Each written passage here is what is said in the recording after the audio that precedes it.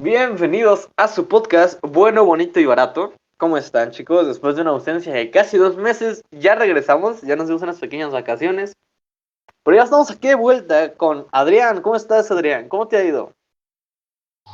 Pues me he ido bien, Diego, extrañando el podcast, extrañando aquí echar la plática, hablar de los temas de interés y de no tan interés, claro.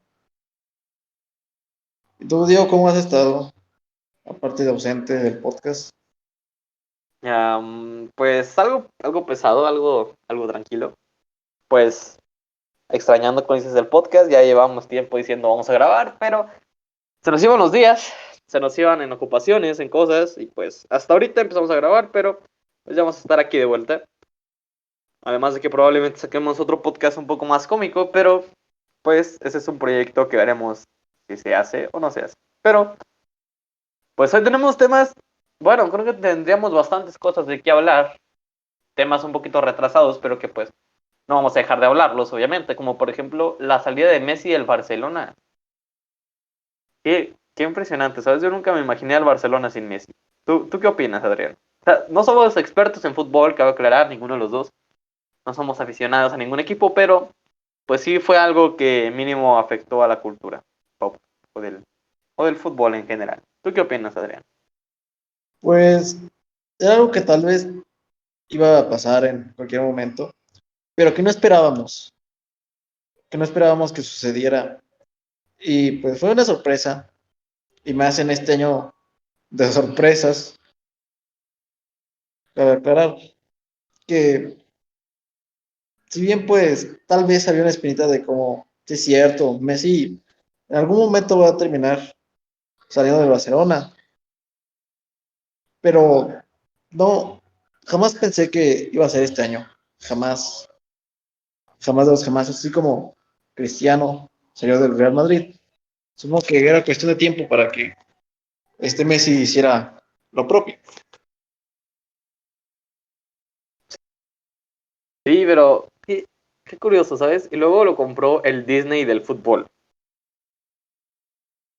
Es, es curioso. Es un monopolio de los equipos de fútbol, pero no nos enredaremos mucho en ese tema, no somos expertos, así que solo era algo que queríamos decir. Creo que algo que es importante recalcar, Adrián, ¿qué opinas del regreso a clases presenciales? Mínimo nuestro estado solo se va a llevar a cabo preparatoria y universidad, pero ¿qué opinas? ¿Crees que sea Pues, conveniente? si te soy sincero, no, realmente no creo que sea conveniente, porque viendo las cosas como están, una cosa como estuvieron, había bastantes oportunidades para que el tema de contagios, el tema de enfermos y pues un tan grande factor llamado vacunas, pues atenuaran la pandemia, pero a pesar de ello, ya vimos que es algo que no creo que sea realmente factible. Y si bien pues tú como estudiante, Diego, yo también como estudiante hemos ya visto las desventajas de la escuela en línea, pues sí siendo menos riesgoso que arriesgar nuestras propias vidas. Sí, hay gente que dice que, no, argumenta que nosotros como jóvenes a veces pues no hemos respetado las normas de salubridad o que hemos seguido saliendo, pero pongámoslo de esta manera. De hecho, yo lo platicaba ayer con una compañera de la escuela. Si digamos que entramos a clases presenciales, normal, ¿qué va a pasar con una persona que se enferme de COVID? Obviamente va a tener que estar en cuarentena. Esa persona va a reprobar, le van a poner falta, va a haber algún justificante, ¿qué va a haber? O sea, es mi pregunta. ¿Va a haber una escuela en línea para él o sin importar la situación va a reprobar? Porque pues 40 días de no estar yendo a la escuela, pues sí son demasiados y sí te tiendes a atrasar bastante. Pues en muchos casos, o al menos en varios de los que conozco, tal vez se intente hacer un regreso a clases mixto. En, pues, en mi propia escuela lo comentaron que se iba a intentar llevar un poco las clases a la escuela, pero conforme fuera el semáforo. Mientras no lo permitiera, serían clases virtuales. Pero en este caso no sé, ¿sabes? Porque sería un poco difícil. ¿Qué tal si en un caso un profesor pide estar en presencial en la escuela, pero tal vez a la siguiente hora sea virtual, ¿sabes? Sería un poco catastrófico, un poco mucho más bien. Creo que no es factible. O sea, de hecho, luego estaban, contaba con una persona que ella está muy a favor de que se haga la escuela presencial. Y decía, pues es que estaba leyendo que van a poner cámaras en las escuelas y va a ser opcional. Y yo así como, oye, no hay papel en los baños. O sea, siendo sinceros, he platicado con maestros de primaria o de secundaria y ellos mismos me han dicho que a veces el gobierno ni siquiera les da para comprar escobas y que ellos tienen que estar sacando de su bolsa para comprar una escoba para la escuela. No sé, que no creo que el gobierno pague esas cámaras o pague un sistema para que se pueda hacer este regreso a clases de una manera opcional. Porque, por ejemplo, pues estamos arriesgando la vida de mucha gente. Probablemente mucha gente sale con el argumento de que los jóvenes no nos llega a afectar tanto como le llega a afectar a un adulto. Pero pues estamos hablando de que vamos a ser transmisores del virus. Probablemente no nos moramos, pero probablemente nosotros expandamos el virus en nuestras ciudades. Y mínimo hablando de nuestra ciudad, que es una ciudad muy pequeña. El semáforo rojo. ¿Qué esperamos? ¿O qué espera el gobierno con este nuevo regreso a clases pues, presencial? La verdad, yo cuando lo anunciaron no me lo quería creer. Fue como que, ok, ya como están las cosas, justamente ahora que regresamos a semáforo rojo, precisamente vamos a volver a clases. Y la verdad, el argumento que dio la Secretaría de Salud se me hizo bastante pobre. No sé si ya lo escuchaste. No, no lo he escuchado, la verdad. Bueno, Eh, el argumento que dio pues, la encargada de la Secretaría de Educación Pública fue que ya había bastante estrés y depresión de los niños y que ellos tenían que ir con sus amigos y que la escuela era un lugar formativo y que los maestros a veces llegaban a ser padres o madres para los alumnos y que pues ya necesitaba la convivencia entre los alumnos. Ese fue su argumento. Y además lo más raro del mundo que dijeron, ya nada más hay 2 países que no estamos en regreso a clases presenciales, nosotros no nos queremos quedar atrás. Chingate esa, o sea, fue porque ellos no querían ser los últimos. Tal vez la parte de la escuela como segunda familia, segundo Se hogar. me hace como, ok, probablemente los otros países ya están vacunados, la mayoría, y si hay el suficiente recurso económico como para llevar las leyes de sanitización, pues correctamente. Pero no creo que en México se pueda hacer eso. Simplemente en Estados Unidos se pusieron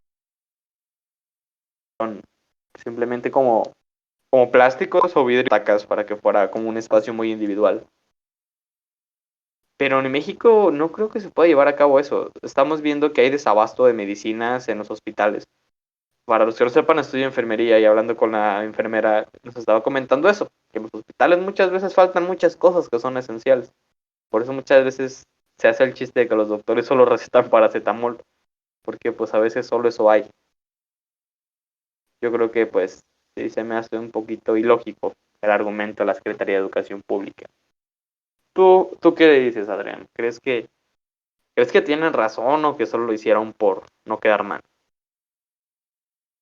Pues ya ha habido, tienen razones unos puntos.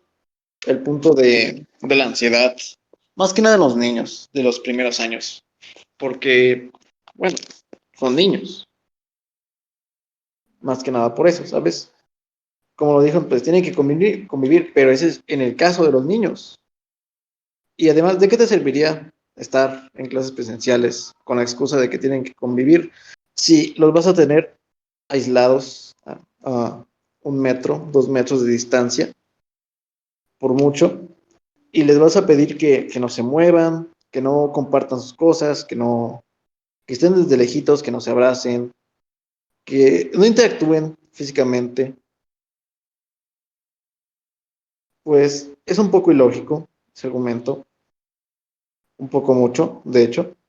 Y con lo del desabasto, pues es algo también que siempre ha pasado en, en los países de Latinoamérica, tristemente. El tema de salud es un tema bastante delicado, bastante corrupto, incluso, que incluso por sin pandemia ya era un tema difícil. Como tú dijiste, ya había escasez y antes de pandemia incluso. Ahora en pandemia, pues yo creo que incluso podría ser un poco peor, más difícil para los hospitales darse abasto. Entonces sería bastante bastante riesgoso tener a una población estudiantil transmitiendo el virus de un lado a otro. Aunque pues tampoco podemos hacernos de la vista gorda, porque ciertamente la contingencia, la restricción no ha sido muy respetada. Y en esta ciudad creo que es muy notorio esto, en esta ciudad en la que vivimos. Sí, hay cosas que obviamente nosotros también tendríamos la responsabilidad de hacer. Por ejemplo, nosotros que somos pues ya jóvenes, entendemos del edad del asunto. Que probablemente a nosotros no haya tanto problema como para acatar la de sanitización. Por ejemplo, en Michoacán, que es en este en donde vivimos, pues no hay tanto problema ya que pues solo vamos a regresar preparatoria y universidad. Pero en otros estados de México, poniéndonos a pensar, un niño no va a acatar las leyes de sanidad. Él va a jugar a las traes, a las escondidas, van a cambiar hasta de cubrebocas. Hay muchos chistes sobre ello, pero creo que va a pasar. Más de una ocasión va a pasar. Era como cuando cambiabas tus tazos de niño. No creo que sea lo más viable. O sea, probablemente eso es algo que mínimo se lo reconozco al gobierno de mi estado, que pues solo hicieron las clases presenciales para jóvenes de preparatoria y universidad. Pero sigo pensando en otros estados de México cómo va a estar ese regreso a clases. Pero siendo sinceros, yo no creo que dure mucho este regreso a clases presenciales. Creo que nos van a dar muy poquito tiempo y al final de cuentas vamos a volver a virtuales. O sea, no creo que dure mucho, siendo sinceros. ¿Cuánto le das, Adrián? ¿Cuánto crees que duremos en clases presenciales?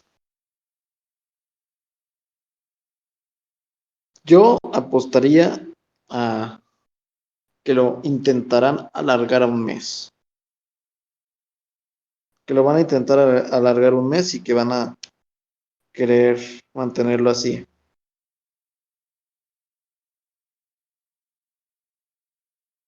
Yo no sé, yo siento que lo doy unos 15 días, 15 a 20 días. No le doy mucho más que eso. Porque en cuanto se empiezan a ver los primeros casos de COVID, por ejemplo, vamos a decir que se ve el primer caso de COVID en mi escuela. Mi escuela se jodió. Porque simplemente con un caso que haya en una escuela se jodió toda la escuela, se jodió todo el plantel.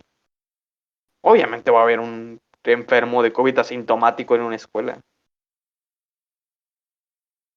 Es algo que no sé si el gobierno no lo contó, pero hay gente asintomática. Porque dicen que van a hacer a los papás firmar un documento que afirma que sus hijos no tienen síntomas del COVID. ¿Qué pasa con la gente que es asintomática? No va a tener síntomas, pero aún así te puede contagiar. Creo que fue algo que no se pensó bien. También que sé que va a pasar, no lo siento, sino que sé que va a pasar. Incluso en mi caso al menos ya pasó. Es que van a hacer firmar a los padres, familia, a los tutores, un documento en el que deslinden a esas organizaciones, a la escuela como tal, de la responsabilidad de que su hijo se enferme. Van a decir, Ah, no, de es hecho, que continúa, continúa. va, o sea, al menos para protegerse a ellos, van a tener esta especie de seguro para sí mismos. En mi casa ya me hicieron ya hicieron a mis papás firmar esa petición. La verdad, yo la leí y sí se me hacía algo ilógica, ya que decía que afirmaba que el alumno no tenía síntomas de COVID y que los padres se hacían responsables sobre cualquier enfermedad que podría llegar a tener el hijo. Pero es como que fue una estrategia bastante, o sea, para mí bastante sucia, la verdad. ¿Cómo culpas al padre de familia por mandar a su hijo cuando el gobierno lo obligó? Porque jamás te dicen que va a ser opcional. Te están diciendo, si no entras, pierdes el año.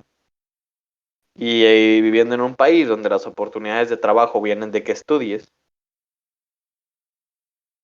mmm, la situación te obliga a estar yendo a la escuela de esta manera, arriesgando la vida y la vida de la gente que te rodea. Porque por más que que la gente mayor de edad o los adultos mayores ya estén vacunados, no se elimina la posibilidad de que les llegue a dar COVID. No No, está para nada. realmente. Y lo peor es que, o sea, con la vacuna no te lo aseguran. Ya han habido casos de reinfección de COVID, en la que pues personas vacunadas, personas que habían sido contagiadas incluso, vuelven a ser infectados con esta enfermedad. Exactamente, o sea, siendo sinceros, en estos momentos, tal vez sea paranoia, pero creo que lo mejor sería seguir como estábamos, que las cosas continuaran igual, porque estamos, no sé, pero literalmente estamos grabando este podcast hoy viernes y mínimo yo regreso el martes a la escuela presencial. Si las cosas continúan como nosotros planeamos y grabamos en la siguiente semana, creo que ya va a haber consecuencias. Y creo que ya vamos a tener que hablar de esas consecuencias. Porque la verdad, de corazón espero equivocarme, pero no creo. Que no pase nada. O sea, que todo se quede igual, que al final el gobierno tuviera la razón, pero no creo. Pues solo el tiempo lo dirá, solo el tiempo dirá si tuvieron razón, si estaban equivocados. Lo más seguro es que estén equivocados y después de ello no quieran admitirlo, o que den una excusa bastante vaga. O que hagan lo que hizo AMLO cuando, bueno, no sé si realmente la situación siga igual como llegó a estar en Aguililla en el mes pasado. Pero la verdad también se me dio algo de rabia la respuesta de AMLO hacia esta situación. En Aguililla el crimen organizado estaba tomando pues el pueblo, literalmente. Había asesinatos, había robo, se hizo pues un desastre completamente. Y en una pues conferencia, o no sé cómo llamarlo, que hubo con el presidente López Obrador, se le hizo la pregunta de que cuándo iba a ir a Aguililla para pues tratar de controlar esa situación, ¿no? Su respuesta fue algo bastante tonto, porque dijo que no quería ir, que porque les iba a dar de qué hablar a sus rivales políticos. Chingate esa, o sea, le valió madres la vida de miles de individuos por su estatus político. Ah, es una situación bastante triste. Y se supone que Donde, el presidente, y se supone que el presidente es un servidor público, no es una autoridad, es un servidor público. Tendría que haber, tal vez no estoy poniendo que ir, si le daba miedo, pero tratar de controlar esa situación. pues, hablando un poco del tema delincuencia, el tema crimen organizado, yo tomé el camión, ¿sabes? Típico viaje para ir al camión, porque lastimosamente, a pesar de estar en pandemia, aún no es necesario salir. Pero el punto aquí es que entró un payaso, haciendo chistes ya un poco gastados, pero que a pesar de todo siguen siendo chistes que aún pegan con la situación actual que aún describen la vida, en, no en esta ciudad propiamente, sino en ya bastantes de la nación, que hablaba sobre, dijo, me vine a Uruapan, a esta ciudad, porque es una ciudad de paz.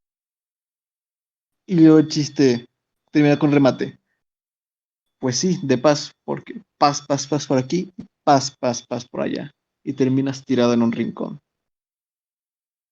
Y es algo que me pone a pensar lo mal que estamos para que a pesar de estar en pandemia, a pesar de esta situación de vulnerabilidad, incluso para las personas del propio crimen organizado, siga habiendo situaciones de este tipo. Sí, o sea, ¿cuántos? Bueno, no sé, no creo que nos escuche gente de otros estados, la verdad. Pero mínimo, a mí me ha tocado ir a otros pueblos. Creo que ya nos tocó ir a uno, a Adrián y a mí juntos, en un viaje que hubo, donde literalmente ya hay trincheras en la entrada del pueblo. Ya hay gente que está tratando de defender el pueblo o a gente que le pagan por defender el pueblo. Y no son cantidades pequeñas al final de todo. Y, o sea, ¿cómo estamos de jodidos para que la gente de los pueblos tenga que protegerse ella sola? Hay una comunidad a la cual yo voy a dar clases de guitarra. Y siempre que entramos con mi papá o mi mamá, que son los que me llevan, siempre hay gente en la entrada del pueblo armada porque ya ha llegado el crimen organizado a amenazar a esa comunidad.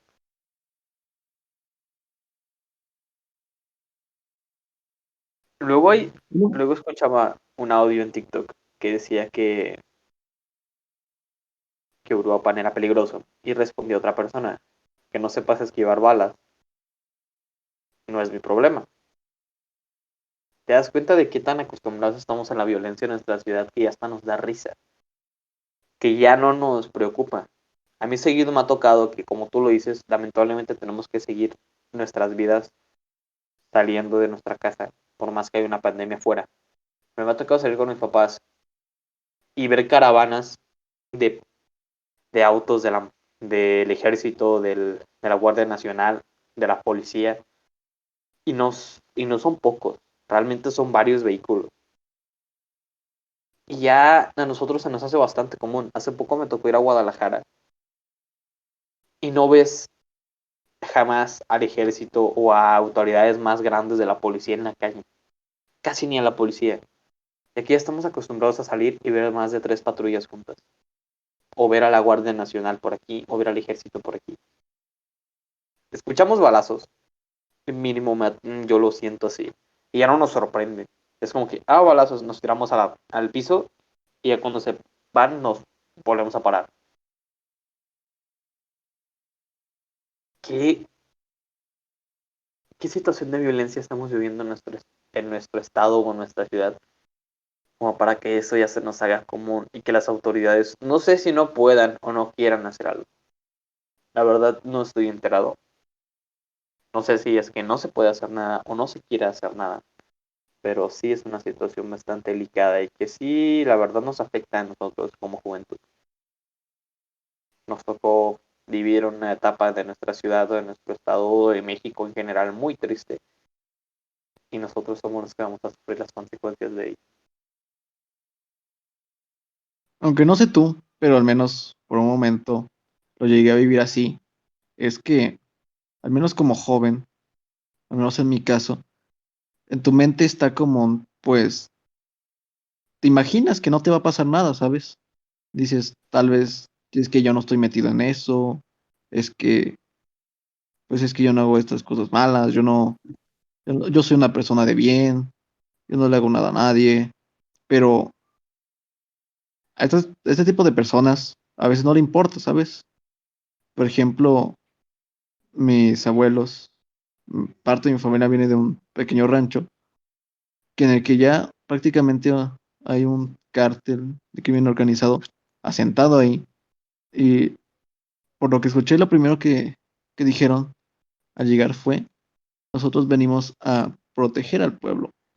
Pero últimamente estoy viendo una comparación explicado con la película de Bichos sobre, creo que era la película de los siete samuráis. El punto aquí es que habla un poco sobre este tema de los impuestos, de las autoridades y del sistema, en el cual explicaba que no es tanto la protección del fuerte con el débil y la paga por medio del impuesto, sino la opresión del fuerte hacia el débil y la vulnerabilidad con la paga del impuesto. Te haces inmune por ejemplo, este tipo de tratos. Te haces inmune a, no sé, por ejemplo, pagas tanta cantidad al mes y no te hace nada. Y es un poco triste, ¿sabes? Porque una vez cuando estuve ahí en este rancho, fuimos a visitar a una señora que vendía cena, eso se ha dedicado desde siempre. Es con lo que vive prácticamente. Y llegaron estas personas pues a comer. Claramente pues la señora hasta cierto punto se vio amenazada su seguridad, su casa, su familia.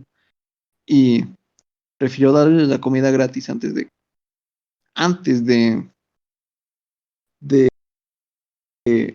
pues de perder la vida o de que alguien más perdiera la vida. Y no creo que haya sido cosa de una vez. Debe ser algo que pues tristemente tal vez llegue a pasar más que a menudo. Y que es algo que, como tú dijiste, estamos muy acostumbrados, que llegamos a bromear con ello.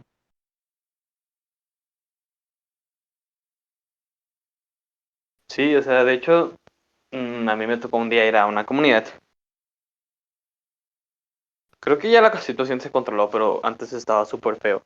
Y recuerdo que pues yo conocía a unas muchachas que me comentaban que les daba miedo, que porque pues se la pasaban ahí cárter, no sé cuál sea, no sé, con la misma excusa de tejer, pero tenían tapados los caminos. Literalmente nadie podía entrar y salir sin permiso del crimen organizado de ese pueblo. No podías entrar ni salir sin permiso de tu misma comunidad. Creo que sí es algo bastante peligroso y algo que pues sí nos tendría que alertar o nos tendría que alarmar.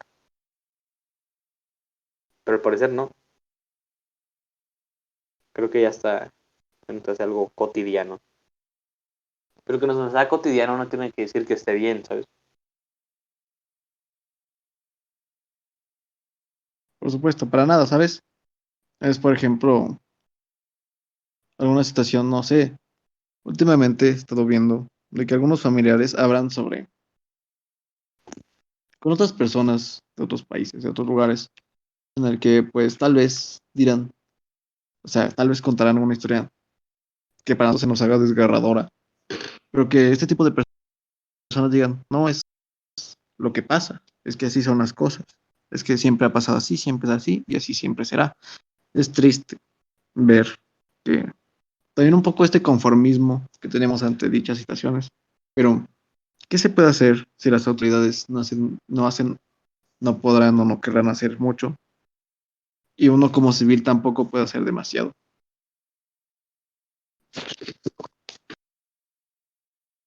Técnicamente no podemos hacer nada.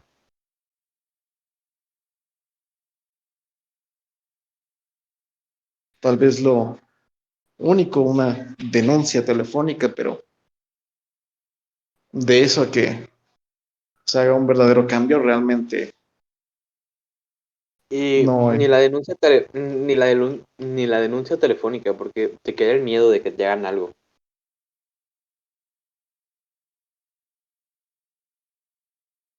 Sigue ahí el miedo de que te ataquen por haber velado por tu seguridad, ¿sabes? Una cosa muy, pues, curiosa que me llegó a pasar alguna vez es que yo iba llegando de trabajar porque pues como están las cosas, se requiere trabajar. Yo yendo un poco noche junto a mis hermanos, que los fui a recoger como amigos suyos con los que habían estado, y estábamos pasando cerca de un kinder. Y justamente cerca de ese kinder había, habían tráileres, habían camionetas con personas armadas, las cuales evidentemente no parecían policías, no parecían personas de fiar.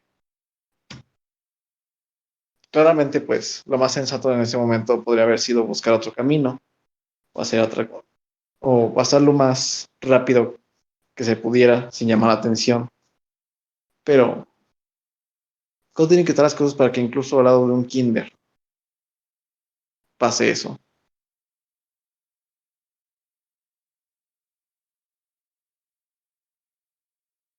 Anda en cuenta de las escuelas.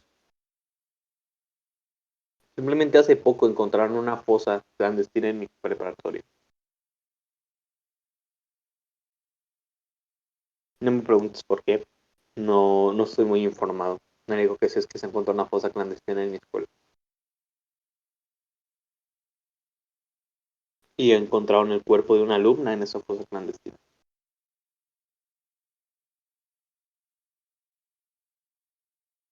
No se sabe si fue el crimen organizado, no se sabe si fue algún alumno, no se sabe nada, pero es una escuela.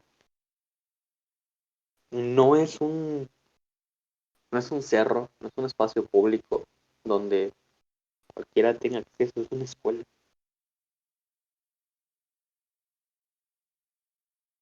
Pero tristemente, no como ciudadano, como joven, no podemos hacer absolutamente nada. Pero bueno, lo único que nos queda es esperar que no nos pase nada. Empezar, empezar a tirarnos al suelo cuando empiecen los balazos. Y tal vez si un día tenemos suerte, salir del país y tener mejores oportunidades.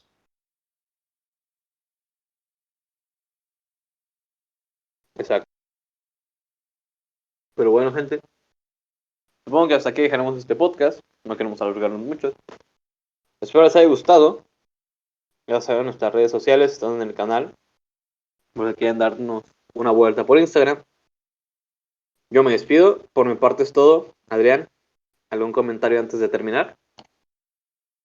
Los invita un poco a reflexionar sobre la situación de su país, de su ciudad incluso, tal vez de sus hogares. Y porfa, pues no sean gachos. Escuchen los podcasts completos. Pero eso Y no sea todo. todos, o sea. Bueno, gente, nos vemos.